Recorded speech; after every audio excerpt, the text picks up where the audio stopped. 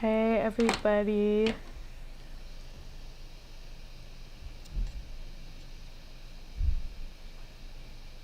You're welcome to say hi in the chat. I literally can't see anything or like who's watching this. So what's up?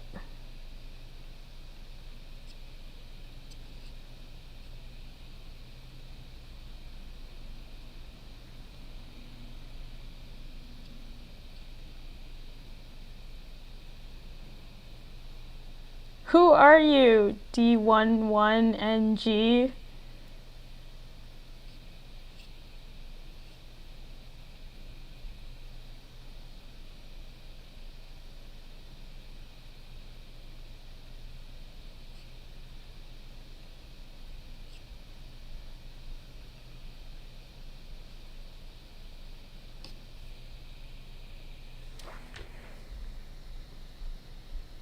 Oh my god.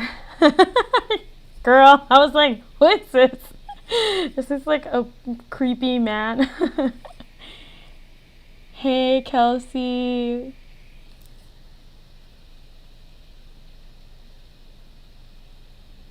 It's a little bit delayed. This is my first time. Oh my god.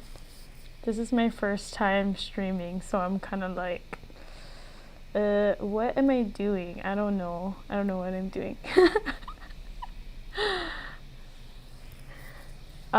Yeah. So since it's like a little bit delayed, if you have like questions, or you want to just like chat about whatever, just feel free to drop it in the chat, and I'm gonna pull up some of the questions that people had sent in. Yeah, please change your name, sis, because I thought you were a bot or something.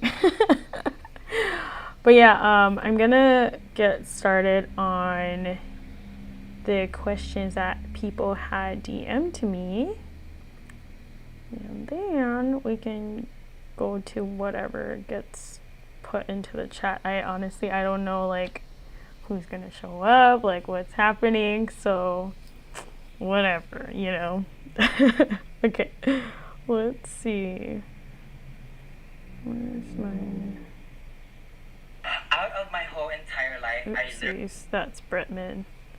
I'll put my phone on mute. Okay.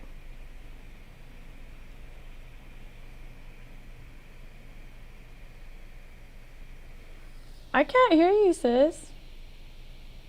Hey, Riri.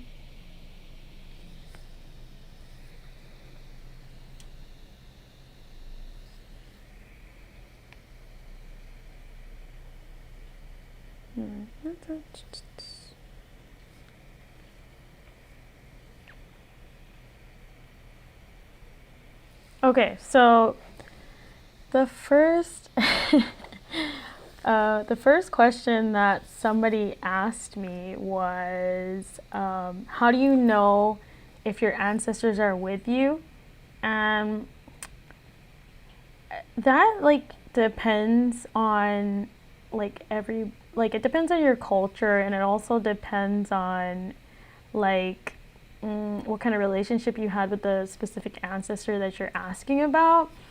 So, because like, you know, I mean, if people plan ahead, you know, there's some people like before they die, they're like, okay, like when I come to you, it's gonna be a red butterfly or something like that. You know, I don't know. they'll just like pre-plan things, but most people, they don't have that insight to do that. And so usually like it's a lot more subtle, obviously. So you'll have to like use your senses.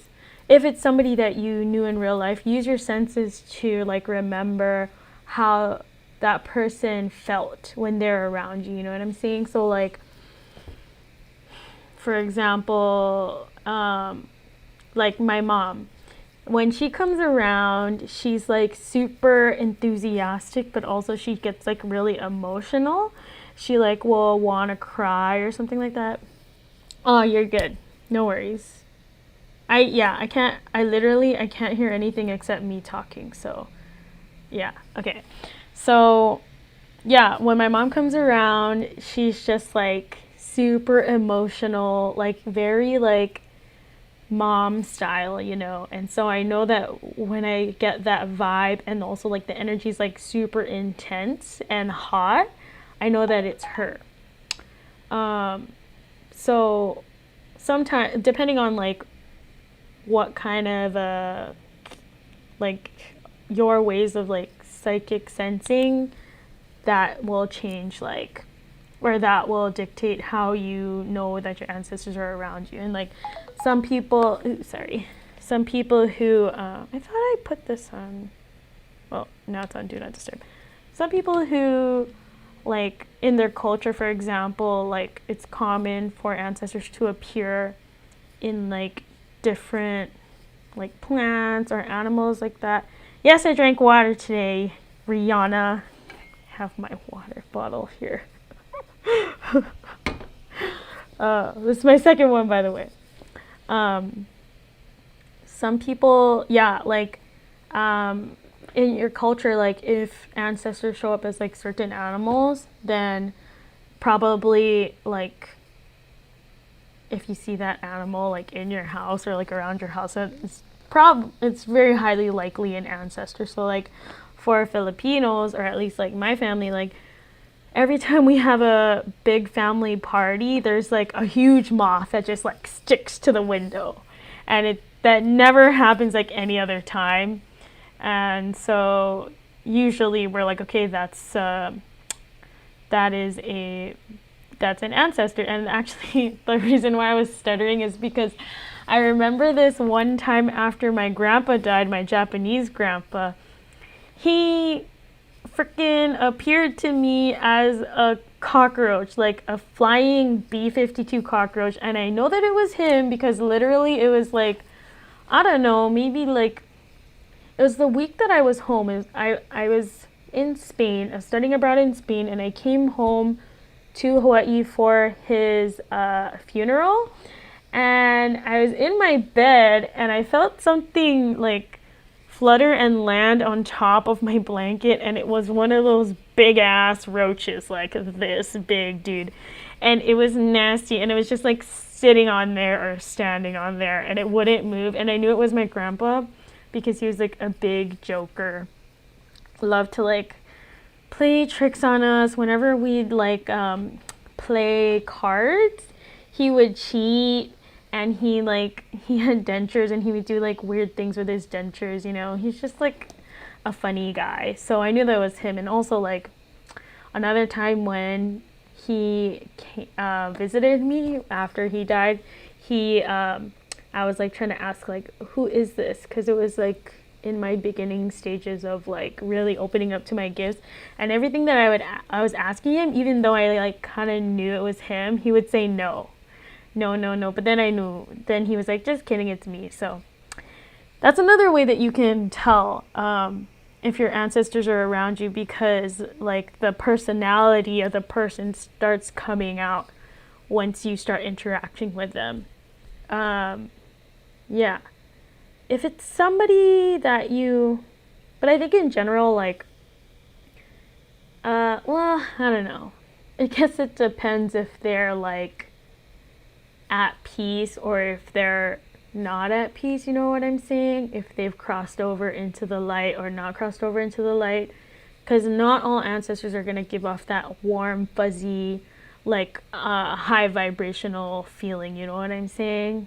Like, yeah, if they're not happy and if they're still earthbound, then you're gonna feel like you got dunked into like a bucket of ice water when they come around. So I guess it just depends. But yeah, if you all have any questions, follow-up questions based on that, we can talk about that. I don't really know what else to say on that, but yeah, that's actually, there's a lot I could say, but I don't know.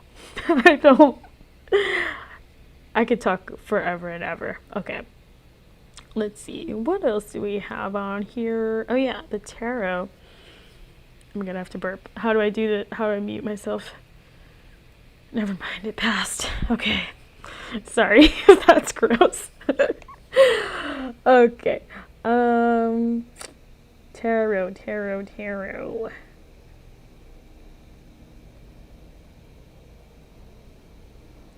Okay. Let me take a sip of my water. Alright. Ooh, spilled a little bit. Okay. So, somebody asked a long time ago. Okay. Rosalba, I'll get to your question after I finish this question since I already started. Well, I only started talking for like 1 second, but man, I don't like this lag. I turned off all the lags and it's still lagging, which, I mean, it's not like there's nothing that can be done about that, but it's throwing me off because my brain goes like 10 million directions. But anyways, okay, let me finish this first, then I'll get back to your question. Hey, Juanita. I think that's you. Okay. Okay, so somebody asked me 20 weeks ago, oopsies. This was during quarantine. That's why I just... Oh my gosh. Okay. Somebody said, I've seen set/deck variations. Are there differences aside from the art? So yeah, there's actually a lot of different systems of tarot. So there's like this one, Rider-Waite-Smith, the one that I use like primarily.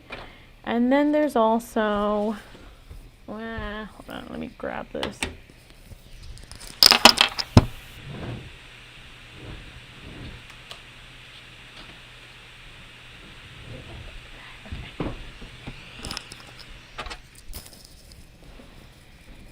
We also have, I also have this Thoth deck, which I have a hard time working with this one. It's a little bit, I don't know, it's harder for me to understand for some reason. I think just because I started with this. But there's Thoth, and then there's also the Marseille, and those are like the main 3 tarot systems.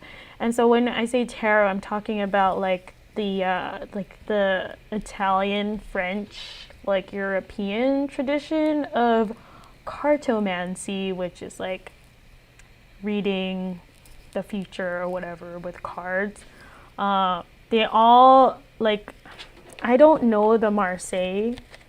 I've been meaning to study it, but I just keep diving deeper into this one, and then this one is like, I used it like, I don't know, like 4 or 5 times, and then I just go back to this one. So I'm not sure of what's going on with the Marseille, but I do know that these two are related to each other. The Rider-Waite-Smith was created first, and then Aleister Crowley came out with this one afterwards as kind of like an improvement upon this. So they're related, but they're different. Like, I don't know. They're just, so like, I'll just show you. My friend Leanne bought this for me before I left. Yeah. So it's very like, so both of these guys, Aleister Crowley and, what is this guy's name again? Right, Arthur Waite, or yeah, A.E. Waite. Both of them were in like the Golden Dawn, like the Hermetic Order of the Golden Dawn, I think. I think that's what it's called. I don't know. Like sometimes when I go into that stuff, I get a little freaked out. But anyways, they're like magicians, like American. I think they're American, like American or British. But anyway, see, I don't even know why I'm talking about this. I like only know half the story. But like, okay, so the Golden Dawn, they studied like Kabbalah, they studied astrology, they studied numerology, they studied elemental magic. So that's why you see a lot of these like themes being repeated in these decks. So like, for example, this card is the Seven of Wands in the Thoth deck. Can you see that? And you see how, okay, so Wands is fire, right? Then they also have here Venus? Is it the Venus sign? No, that's Mars. Oopsies. Mars and then Leo. I think that's Leo. Mars and Leo on here. So you see there's astrology on there as well. And like on the suit of the wands, which is fire element. And then you have the number 7. And then they have some kind of name for this card, which is Valor.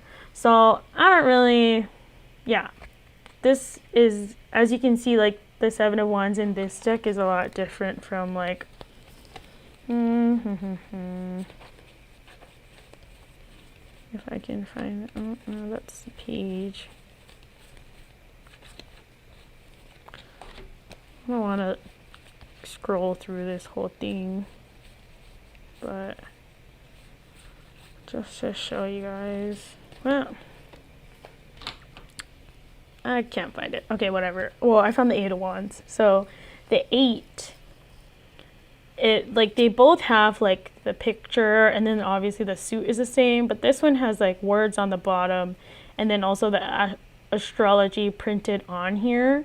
There is an astrological association for the wands in the Rider-Waite-Smith decks, but it's not printed on the traditional card. So you have to like study it or find a book so that you can find that. But that's only if you want to get like really into the symbology. Is symbology a word? I don't know. Whatever. You know what I'm saying.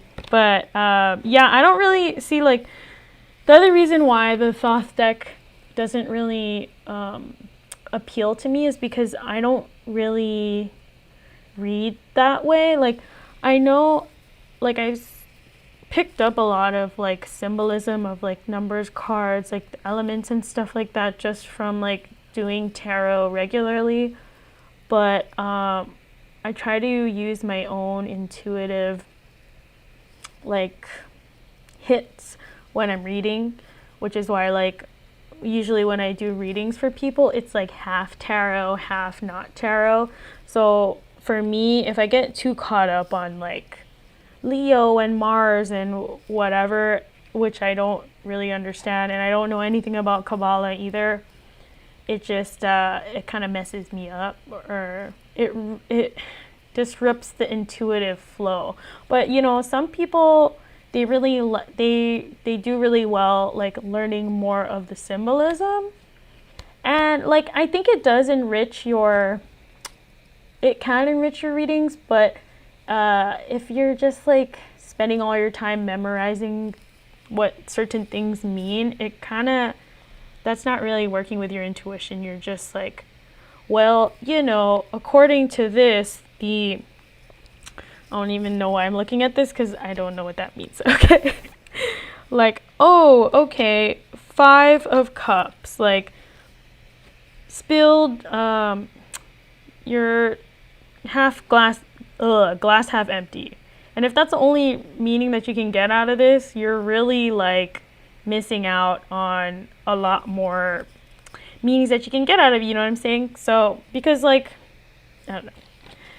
That's all I'm going to say on that one. If people want to know more about my approach to tarot, which I don't really know how to articulate clearly, just ask me questions about that in here. Yeah, okay, so let's get back to Rosalba's question. Does the time that they've been gone matter? I think so. You know, what I've been told by psychics who have done readings for me, and then also like in my studies from other mediums, is that like maybe like 2 weeks after a person passes, in that 2 week period of time, they're still getting like oriented to being dead. And it's almost like if you want to talk to them, unless they were like, you know, highly psychic and were able to like use those psychic abilities when they were alive, it's hard for them to know how to communicate with people who are living when they're dead. And so they're during this time they're like adjusting, and it's very traumatic, obviously, like you're dying. Not to like laugh about it, but you know, it's like you're leaving your body and now you're just like a spirit floating. I'm not even going to pretend like I know what I'm talking about, because obviously I don't, but it's different, and it's very like it's so you're getting used to that, and then also you're learning how to communicate with people who are still alive, and they have to learn that by watching other spirits communicate with humans or people, living beings, which is what I've learned. And so if you're trying to communicate with somebody that has recently passed and they don't have like psychic abilities or whatever's, it might be hard. It like so like this the first psychic that I went to, she I went to go see her right, or not right after, but like maybe after, recently after my dad had passed away, and I wanted to like get in touch with him, and she's like, okay, well, we're gonna save him for last because it takes the more recently deceased people longer to come through, kind of a thing. And so I think that's what it's related to. Yeah. So I don't know. 2 weeks, that's what I've heard. But you know, and the other thing too that's coming to me, sorry, my back. The other thing too is that like going back to how traumatic death can be, is a lot of people, especially if they believe or they felt that the death was untimely, they're scared, or maybe they don't know they're dead, or they don't want to accept that they're dead, so they don't want to talk to you yet, because they're like, no, fuck that. Like maybe they're negotiating something, I don't know. But with my grandpa, you know, clearly he was enjoying himself because he, you know, tried to play tricks on me, come to me in a nasty bug and stuff, and like whatever. So, but yeah, he had cancer. He had lung cancer because he smoked like for a really long time. He was in the army. But he had like his diagnosis, from the time he was diagnosed until the time he passed, they only gave him like a 6-month prognosis, but I think he lived for like 3 years after that, and he's already old, like grandpa. So he was totally, I think he went peacefully, which is why it was easy for him to like joke around and stuff. So yeah, that's I think that's correct. Although I'm sure other people have different theories, like and you know, going back to what I was saying at the beginning about like ancestors and how they may appear to you may depend on your culture. I think it's the same thing with like death, and whether how long it might take for them to be able to communicate with you. Like if you have like certain like funeral rites or prayers and stuff that you have to do, sometimes like the dead people might not want to come until all that stuff is done. Like I don't know. I don't know what I'm talking about, but they just told me to say that, and that's why I'm talking very generally. Okay. Yeah. That was a good question. Thanks, girl. Okay. Let's see what else is on here. I feel like I'm out of breath. Okay. Also, when I was setting this up, I was looking at my face and I'm like, my face is crooked. Like my glasses are crooked, or my eyebrow. I don't know. So I kind of like tilted the camera a little bit to make my face like not look crooked. I don't know why you guys care about that, but anyways. Oh, okay. What about when you randomly get chicken skin around certain individuals? Is it a good or bad thing? Okay, so that question gives me chicken skin. That's okay. What I want to do is pull some cards. Why you make me do this now? Just kidding. Okay, hold on. I feel like I'm like not breathing, so I'm gonna drink some water and then I'm gonna pull some cards. Sorry, I hope you guys can't hear me drinking the water. Some people don't like ASMR. Okay. Okay. What about when you randomly get chicken skin around certain individuals? You know, it can be good and it can be bad. Like, I guess it depends what kind of chicken skin it is. Like, I would go off of your feeling about that person, cause like there's like this is gross, cause it's making me think about actual chicken skin, like a raw chicken skin. But they were like, there's cold chicken skin and there's hot chicken skin. Okay, nah, it's all good. You don't have to apologize, sis. Okay. Okay. So when they're saying hot chicken skin and cold chicken skin, let me just get some cards and see what they're talking about. I mean, I think I already kind of know what they're trying to say, but yeah. So, okay, so what they're saying is that like when you get chicken skin, that's like your like alert system. And it's it's your it can be your alert system that either comes from like the vibes of the person, or like your guides, your protectors alerting you to either this person is very significant in a good way, or you need to watch out for this person. So that's what I see here. It's like a safety thing. They're saying that animals have it too. Animals have like their own version of chicken skin. Maybe it's like, I don't know. I just don't want to talk about animal skin. So I was gonna like be like cat skin, dog skin, but that's I don't want to think about that. Okay. So anyways, stop being silly. Back to the question. Yeah. So that's what we have with the Nine of Wands.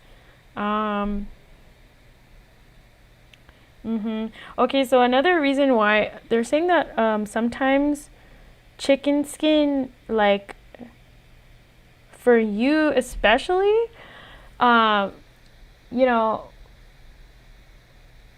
there's like they're trying to alert you to somebody that they're trying to alert you to somebody that's like trying to like drain your energy. You know what I'm saying? Like energy vampire. Or like they want something from you or something like that. That's what I'm seeing. But like, you know, I feel like you got to practice. So for you, like, since you might not be sure if the chicken skin is a good or a bad thing, you need to rely on your other senses to see whether or not you can trust this person, like if they're good or bad or whatever. But yeah, like when I meet somebody that is like really sensitive or like strong spiritual gifts, sometimes like their energy and mine is just like, ooh, like super chicken skin. Or like if it's somebody that I feel that I'm meeting and they're like a part of my soul family and I'm meeting them for the first time, like that's another time I get chicken skin. Like the person that I'm thinking about is the first time that I met Adam Kiave, and he came to the Pusong Filipinx event, the first time I ever did like readings in like a market thing, and we were in this like a little telephone booth, and the light just kept flickering and like the energy was just like super strong. Like I just felt like the air around us was like vibrating. But that's like So in that situation, like for me, like the chicken skin is good, and like I knew that he was a good person and like psychically strong because he like raised the vibration in our area. So it got hotter, I was sweating, the air just felt like electric, and those are generally like good indications that the person is like high vibrational. That's why they say high vibrational. Yeah, but if you feel like dread or like you feel more tired when you're around them, or like the chicken skin feeling is like the bottom of your spine or like the bottom of your stomach, probably they're not a good person.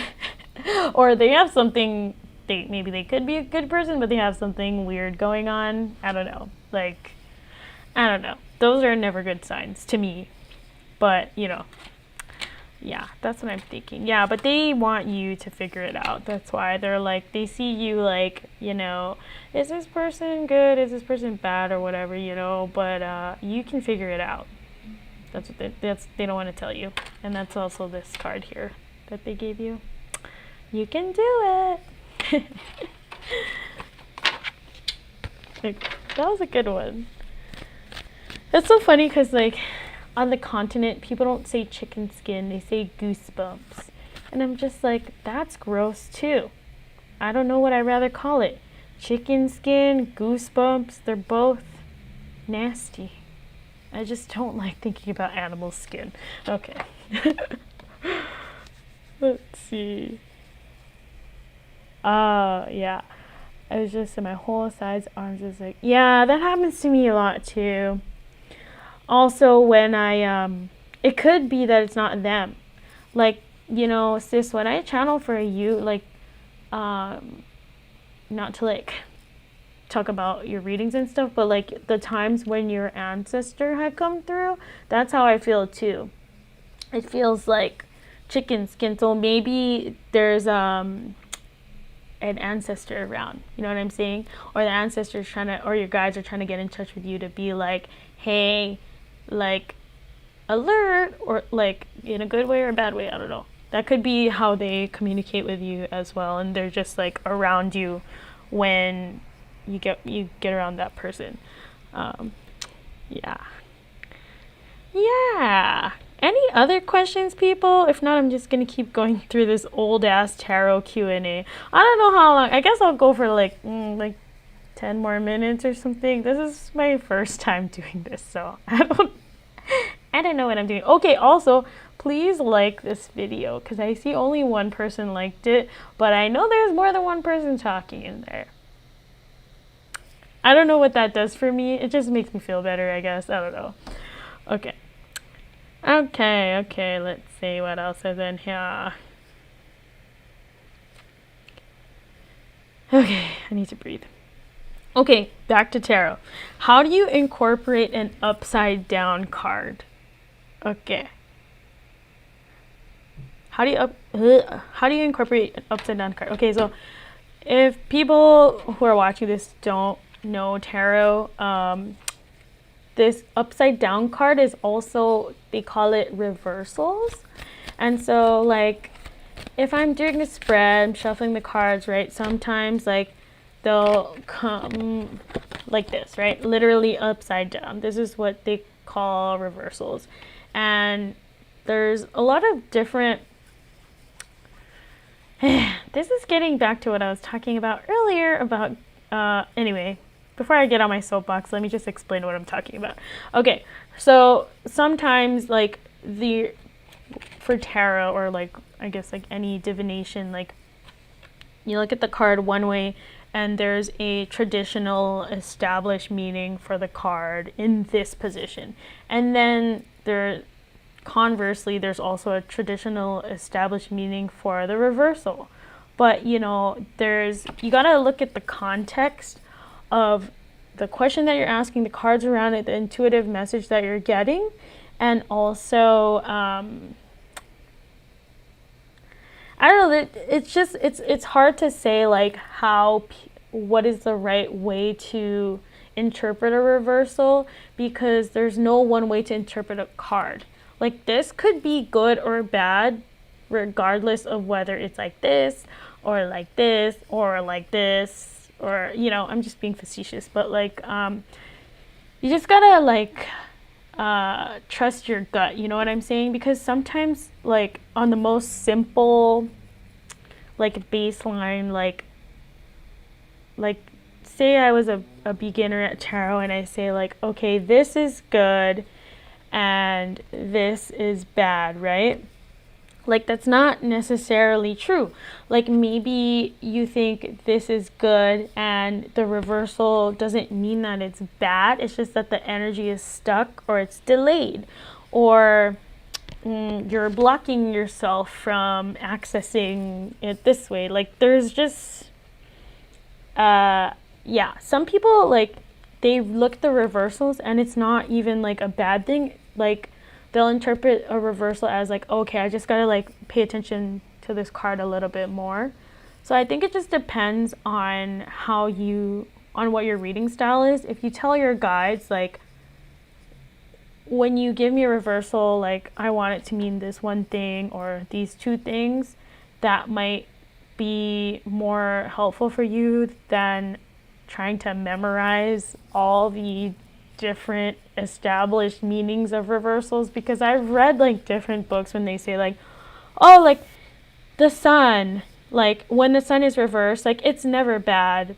But I don't think that's true, you know, like, because that's the author operating off of the premise, like the sun card, it's the one with the sun and the babies riding a horse, and like some people say like, oh, that can never be negative, but I don't think that's true.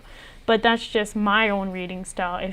If your interpretation is that the sun can never be a negative card, and so when you see it reversed, it's not negative, that's like, it's up to you. There's like, that's why I like, you know, I don't really like it. When you're learning the tarot, it's good to have like a loose guideline and to like know generally like the meanings of like all like the symbols and numbers and whatever. But once you get to a point where you're comfortable trusting your intuition, I think that should take precedent over whatever the so-called established meaning of the card is, and that applies to reversals as well. Hello, you want to be in the video? She's gonna get mad. Look who it is. She doesn't like it. She doesn't. Oh, sorry, honey. She was so gross earlier. I don't want to talk about it, but she was nasty, and I locked her in the bathroom, but she's not nasty anymore. Okay. So Angela asked, what is your soul family? Okay, let me take a breather again. This light on me is so bright. I'm just like, I don't know how like YouTube people do it.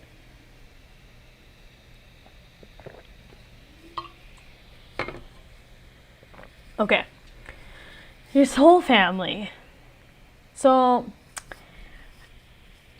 soul family is like your soul's family members. I know that's like super general, but like, okay, so your soul family exists if you believe in reincarnation, and you believe that like your soul like retains connections with the souls of other people who you've met in like your prior lifetimes.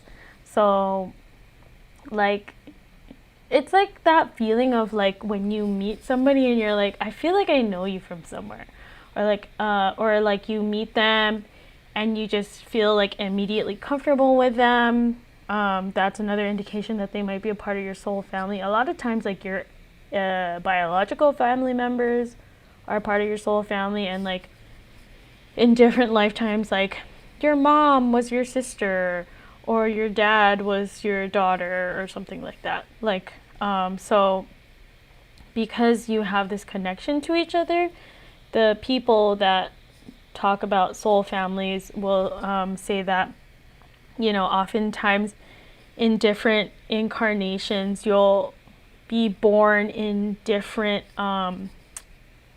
like relations to each other to help each other like heal and like learn lessons and grow together.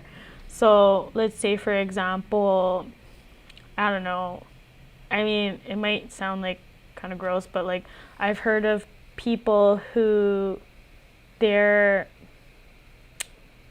like maybe grandpa their grandpa in one life was like a grandpa and a granddaughter, and then the grandpa dies, and then he becomes reincarnated as her baby or something like that. You know what I'm saying?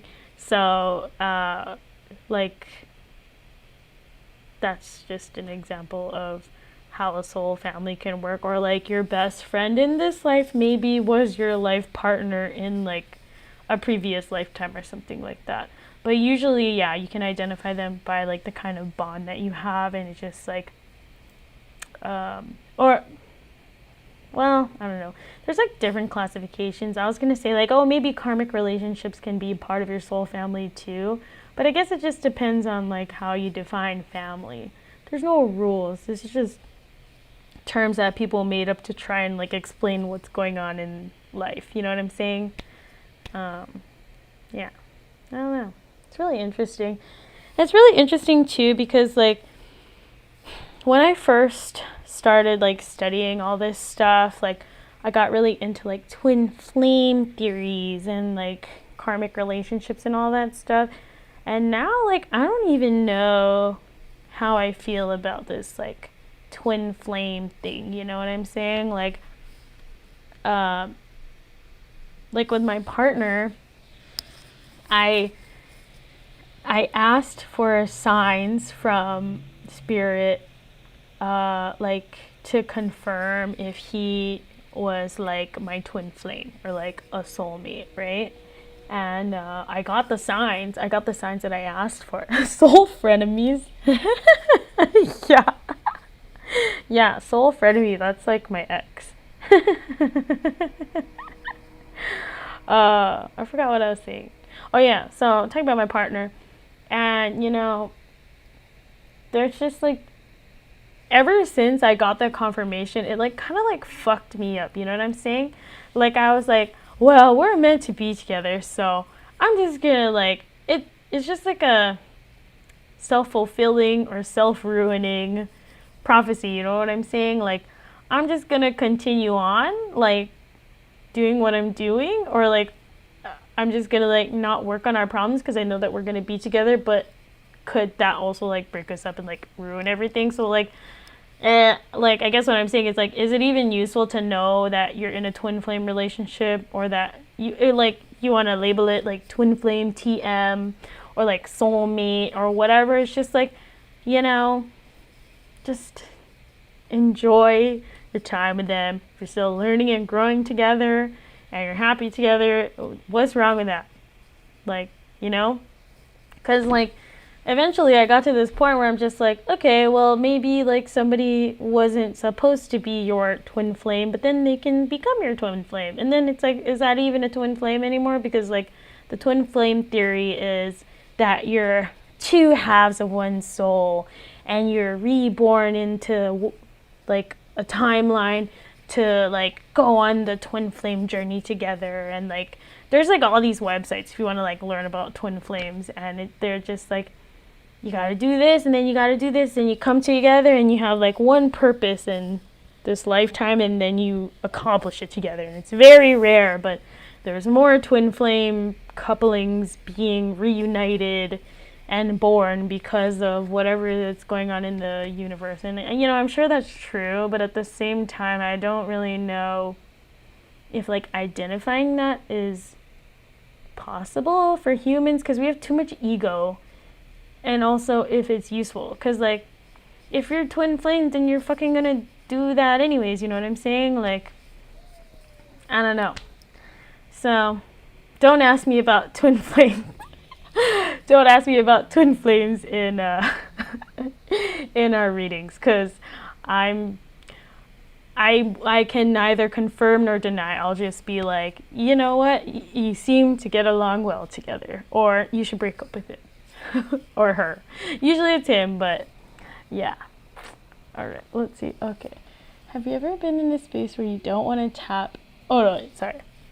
What if there's discord within the ancestral lineage in regards to connecting? Been looking for guidance and I feel more drawn to others' ancestry. That's a really good question. I mean, like, I think like you have to take in like you know, cultural appropriation and like histories of like colonization into account when if you're like drawn to somebody else's culture. You know, there are cultural practitioners that practice in like other like spiritual traditions. But I think that's just, it's a little bit tricky. That's a good question, Melissa. I like, honestly, I struggle with that too because, like, you know, I'm Ilocano, I'm Japanese, but like my spiritual gifts come from my Filipino side, my Ilocano side, and I don't really know anything Ilocano except for like rituals around death, and that's like, I mean, you know, I'm not doing that every day. And you know, I read tarot and like I have like crystals and shit in the background, and that's not Ilocano and that's not Japanese. But you know, it's hard. Like, I don't have a teacher, I don't have a mentor. I'm looking for one, so if you know anybody, send them my way. But yeah, that's really difficult. But like, I think like you just gotta like ask yourself why you're being drawn to other people's spiritual cultural traditions and really interrogate like make sure that you're not coming from a place of like misappropriation, you know what I'm saying? Like like with tarot, like me as like a Filipino Japanese woman, like I'm not like misappropriating tarot because it's like there's no like power imbalance there, you know what I'm saying? So I think just like keeping those kinds of things in mind is really important. Yeah, I'm sorry I don't have a more articulate answer because I'm still like figuring that out myself. But yeah, I don't know. It's really hard too because like for a lot of us like our spiritual practices, our cultural spiritual practices have been lost. But I think that like connecting to your own cultural practice like to the most that you can is like really powerful. So even if they are colonizers like in your lineage, there's a reason why you're being called to explore your spirituality with those ancestors. You know, if your ancestors have done harm, like, and you don't want to connect with them, you don't feel drawn to connect with them, you don't have to, but that doesn't mean that your like pre-colonial culture doesn't have something to offer you, you know what I'm saying?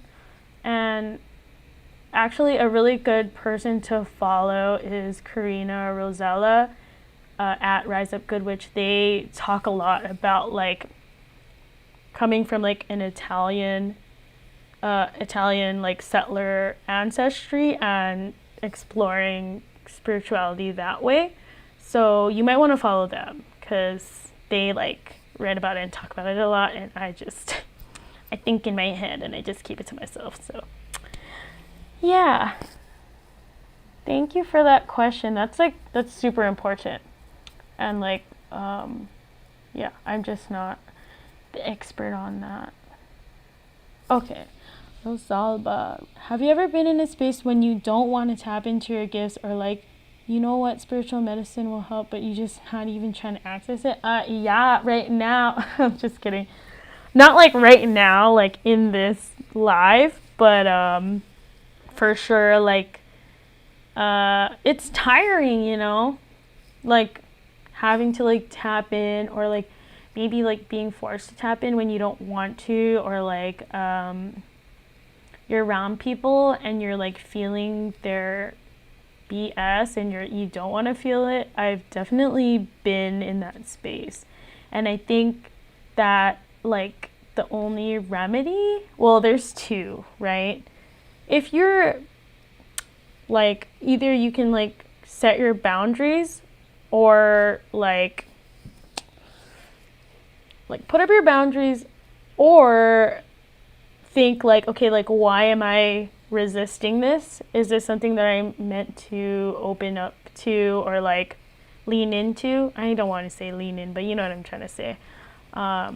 Yeah, because that feeling of like not wanting to like tap into your gifts, or not trying to access that medicine, like the reason could be your ego or like somebody else's ego. So if it's your ego, my ego, then I would be like, okay, why am I resisting it? Is it because I hate people?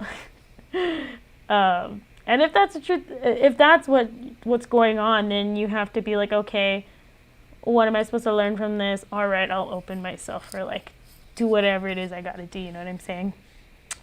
So yeah, but I've definitely been there when like I've just been pushed to like reach out to somebody that I don't want to talk to, and it's just like, I don't want to take care of other people. I can barely take care of myself, but they're like, no, you need to reach out. You need to ask this person like why they're not doing okay.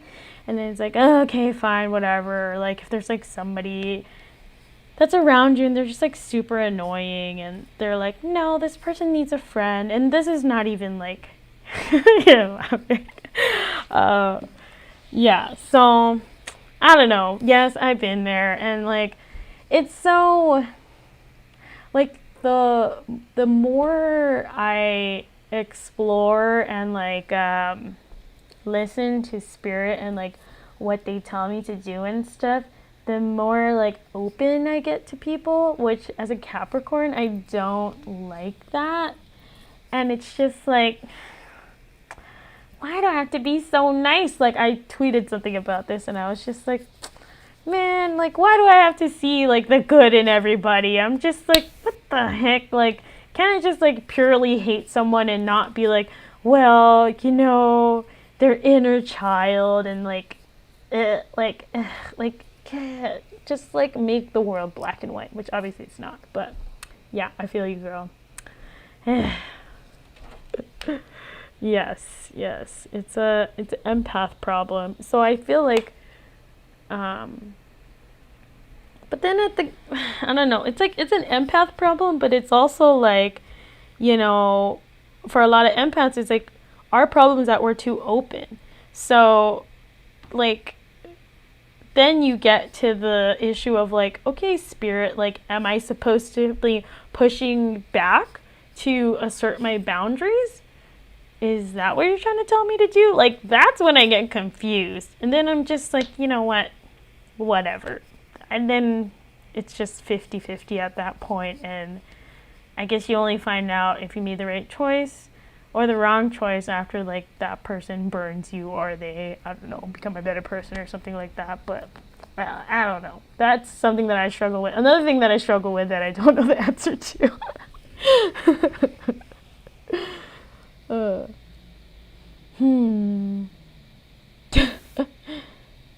Angela, that's funny. Yeah. Lately, I've been seeing white birds fly in front of me. Just curious, what is your understanding of them? If there's any meaning behind it, there could be a meaning. I mean, like, because birds are, well, what comes to mind for me, but this is like, obviously, you know, think about like your own background and stuff. But like that reminds me of like Noah's Ark and like the dove, because birds are messengers of spirit. They can be, and like, but yeah. Think about what it means for you. But for me, white birds is like, well, I don't know. I guess it depends. Like, are you scared of birds? Because I'm thinking of my little sister, and I was like, well, for me, I grew up Catholic. I think of Noah's Ark. But then my little sister also grew up Catholic. She knows Noah's Ark, but she's afraid of birds. So if white birds are flying in front of her, she would probably be like, turn around, run away, like you're going the wrong way or something like that. So I think for people who aren't scared of birds, like a common meaning is like everything's gonna be okay, like especially white ones. It could be that somebody in spirit is trying to get a message to you, but yeah, I know, I'm sorry, my answer just keeps being follow your intuition, but for real, like that is the truth. Like yeah, I'm trying to think. Sorry if I look weird, I'm just like staring into the distance, but I think somebody's trying to get your attention if it's like multiple. What is it? Yeah. You might want to think about like what you're thinking about when you see them, or like if there's any other like similar circumstances when you see the white birds flying in front of you. Like, are you driving? Are you walking? Are you with somebody? Like, what are you thinking about? Like, things like that. Yeah. Yeah. So usually, so usually you'll fool the first. Oh, you'll find the first thought that comes to you. Yeah. Because usually your first thought is correct. Because that's the one that, or like, thought, it's not like your thought, like the first thing that pops into your head is correct, because it's like, because the first thing that pops into my head, at least for me, when I'm like receiving messages like through thoughts, like they call that claircognizance. It's like because I'm not thinking, I'm not like overthinking it. It's just like it just pops into my head. But yeah, sorry, I know the chat is delayed, but yeah, that could be one thing. I don't know, like I don't know, girl. Sorry, I'm just like giving you like all these different things because I'm trying to like pick up on it, but I think I'm getting a little bit tired to be honest. So I think I'm gonna end this in like a couple minutes. But yeah, does anybody have any other questions? This is really fun, even though I'm just like talking blah blah blah. I hope it's entertaining. I literally, I don't know.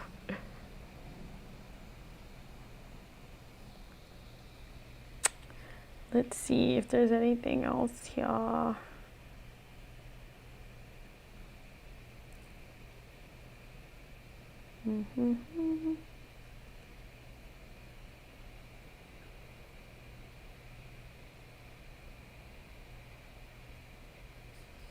Okay, cool.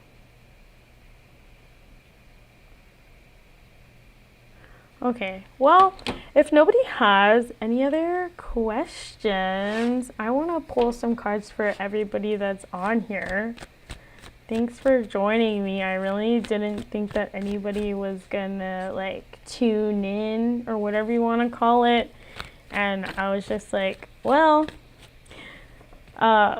it's just so funny because like literally this is what it's like when I'm doing the daily messages.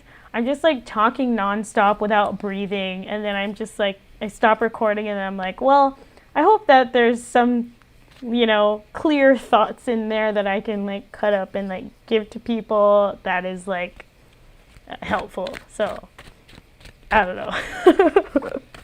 Okay, so let's see, what do the people watching this need to hear? Whoops, sorry if that was loud.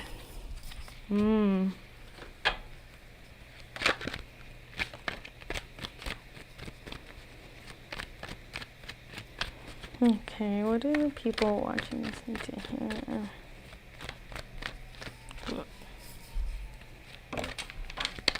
Wow, they're like falling out today. Oh my gosh. Oops. Jeez. Okay. I didn't really have to shuffle on that one. Okay. Okay, so the cards that we have are the Moon, the Queen of Cups, and then we have the Knight of Pentacles, the Six of Wands, and also the Fool, which is funny because somebody did a typo of the Fool in the chat. Okay, so let's see what's going on here.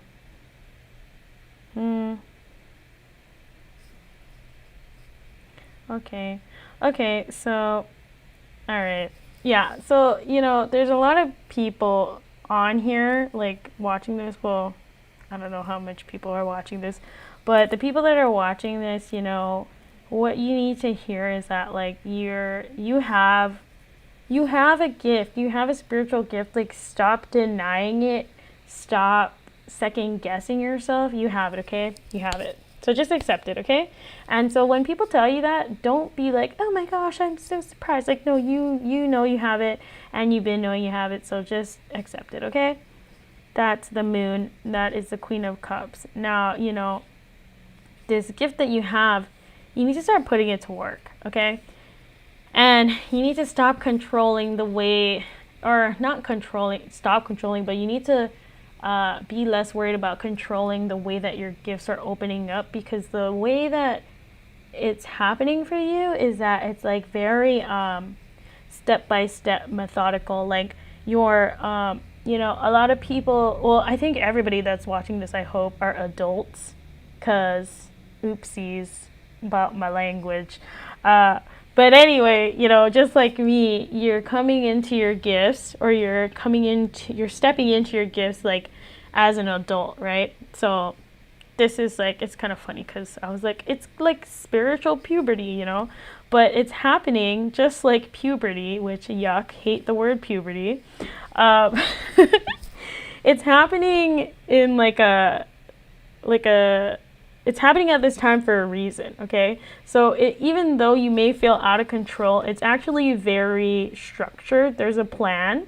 They're not telling us the plan, but oops, oh well, we have no choice. So just, you need to be okay with that. I need to be okay with that.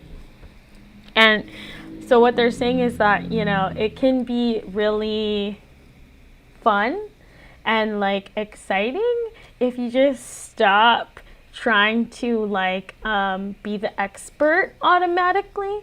You just gotta be like, did you guys ever read Don Quixote? I had to read that shit in the original Spanish in college.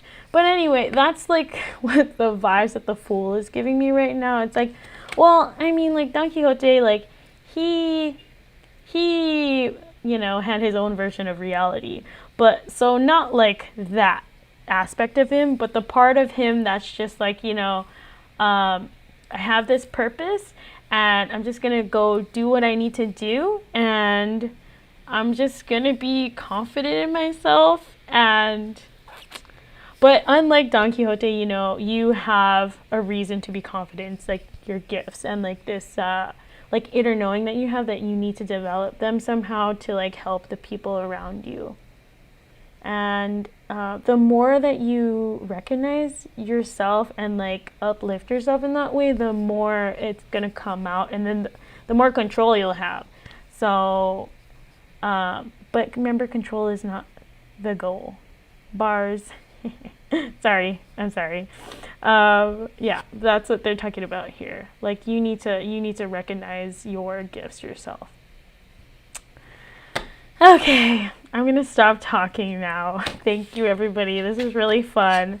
I don't know when I'm gonna do this again, but everybody that's been on has been like super awesome. And yeah, if